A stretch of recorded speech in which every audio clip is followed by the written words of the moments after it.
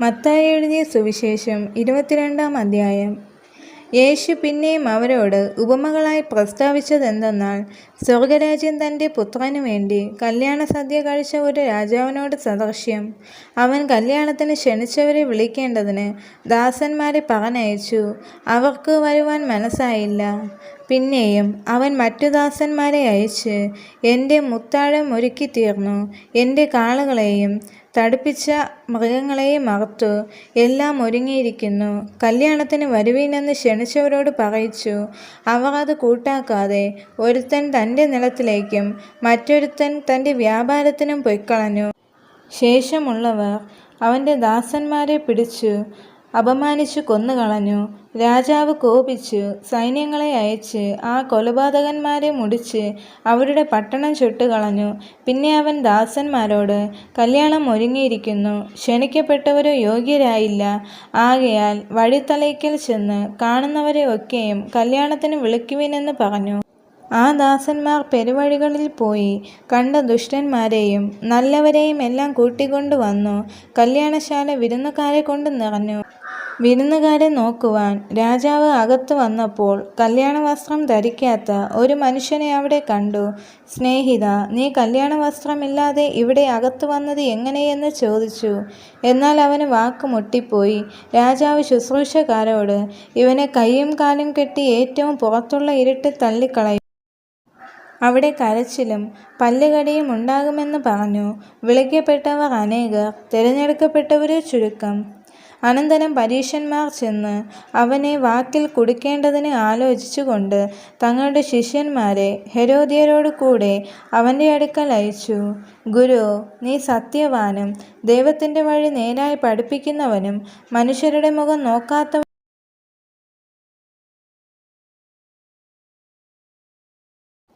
ആരെയും ശങ്കയില്ലാത്തവനുമാകുന്നു എന്ന് ഞങ്ങൾ അറിയുന്നു. നിനക്ക് എന്തു തോന്നുന്നു?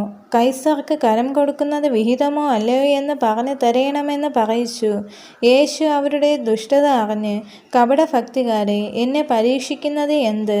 കരത്തിനുള്ള നാണയം കാണിപ്പീനെന്ന് പറഞ്ഞു. അവർ അവൻ്റെ അടുക്കൽ ഒരു വെള്ളിക്കാശ് കൊണ്ടുവന്നു. അവൻ അവരോട്, ഈ സ്വരൂപവും മേലെഴുത്തും ആരുടേത് എന്ന് ചോദിച്ചതിന്, കൈസരുടേത് എന്ന് അവർ പറഞ്ഞു. എന്നാൽ കൈസർക്കുള്ളത് കൈസർക്കും ദൈവത്തിനുള്ളത് ദൈവത്തിനും കൊടുക്കുവീൻ എന്ന് അവൻ അവരോട് പറഞ്ഞു. അവർ കേട്ട് ആശ്ചര്യപ്പെട്ട് അവനെ വിട്ട് പൊയ്ക്കളഞ്ഞു.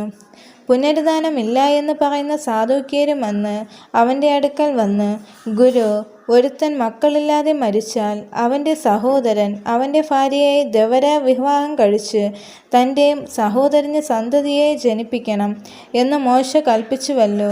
എന്നാൽ ഞങ്ങളുടെ ഇടയിൽ 7 സഹോദരന്മാർ ഉണ്ടായിരുന്നു. അവരിൽ ഒന്നാമത്തവൻ വിവാഹം ചെയ്ത ശേഷം മരിച്ചു, സന്തതിയില്ലായ്കയാൽ തൻ്റെ ഭാര്യയെ സഹോദരന് വിട്ടു. രണ്ടാമത്തവനും മൂന്നാമത്തവനും 7-ാമത്തവൻ വരെയും അങ്ങനെ തന്നെ. എല്ലാവരും കഴിഞ്ഞിട്ട് ഒടുവിൽ സ്ത്രീയും മരിച്ചു. എന്നാൽ പുനരുദ്ധാനത്തിൽ അവൾ 7 പേരിൽ ആർക്ക് ഭാര്യയാകും? എല്ലാവർക്കും ആയിരുന്നുവല്ലോ എന്ന് ചോദിച്ചു. അതിന് യേശു ഉത്തരം പറഞ്ഞത്, നിങ്ങൾ തിരുവെഴുത്തുകളെയും ദൈവശക്തിയെയും അറിയായ്ക കൊണ്ട് തെറ്റിപ്പോകുന്നു. പുനരുദ്ധാനത്തിൽ അവർ വിവാഹം കഴിക്കുന്നില്ല, വിവാഹത്തിന് കൊടുക്കുന്നതുമില്ല. സ്വർഗത്തിലെ ദൂതന്മാരെ പോലെ അത്രയാകുന്നു.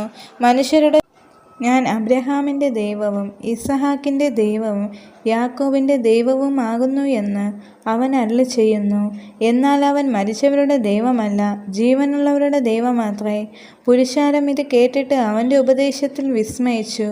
സാദൂക്യരെ അവൻ മിണ്ടാതാക്കിയ പ്രകാരം കേട്ടിട്ട് പരീശന്മാർ ഒന്നിച്ചു കൂടി. അവരിൽ ഒരു വൈദികൻ അവനെ പരീക്ഷിച്ചു. ഗുരു, ന്യായപ്രമാണത്തിൽ ഏത് കൽപ്പന വലിയത് എന്ന് ചോദിച്ചു. യേശു അവനോട്, നിന്റെ ദൈവമായ കർത്താവിനെ നീ പൂർണ്ണ ഹൃദയത്തോടും പൂർണ്ണ ആത്മാവോടും പൂർണ്ണ മനസ്സോടും കൂടി സ്നേഹിക്കണം. ഇതാകുന്നു വലിയതും ഒന്നാമത്തേതുമായ കൽപ്പന. രണ്ടാമത്തേത് അതിനോട് സമം, കൂട്ടുകാരനെ നിന്നെപ്പോലെ തന്നെ സ്നേഹിക്കണം. ഈ 2 കൽപ്പനകളിൽ സകല ന്യായപ്രമാണവും പ്രവാചകന്മാരും അടങ്ങിയിരിക്കുന്നു എന്ന് പറഞ്ഞു. പരീശന്മാർ ഒരുമിച്ച് കൂടിയിരിക്കുമ്പോൾ യേശു അവരോട്, ക്രിസ്തുവിനെക്കുറിച്ച് നിങ്ങൾക്ക് എന്തു തോന്നുന്നു? അവൻ ആരുടെ പുത്രനെന്ന് ചോദിച്ചു. ദാവീദിൻ്റെ പുത്രനെന്ന് അവർ പറഞ്ഞു. അവൻ അവരോട്, എന്നാൽ ദാവീദ് ആത്മാവിൽ അവനെ കർത്താവ് എന്ന് വിളിക്കുന്നത് എങ്ങനെ? ഞാൻ എൻ്റെ ശത്രുക്കളെ നിന്റെ പാദപീഠമാക്കുവോളം എൻ്റെ വലത്തുഭാഗത്ത് ഇരിക്ക എന്ന് കർത്താവ് എൻ്റെ കർത്താവിനോട് അരുളിച്ചെയ്തു എന്ന് അവർ പറയുന്നുവല്ലോ. ദാവീദ് അവനെ കർത്താവ് എന്ന് പറയുന്നുവെങ്കിൽ അവൻ്റെ പുത്രനാകുന്നത് എങ്ങനെയെന്ന് ചോദിച്ചു. അവനോട് ഉത്തരം പറയുവാൻ ആർക്കും കഴിഞ്ഞില്ല.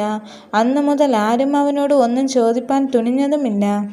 ഈ വചനങ്ങളാൽ ദൈവം എല്ലാവരെയും അനുഗ്രഹിക്കുമാറാകട്ടെ. ആമേൻ.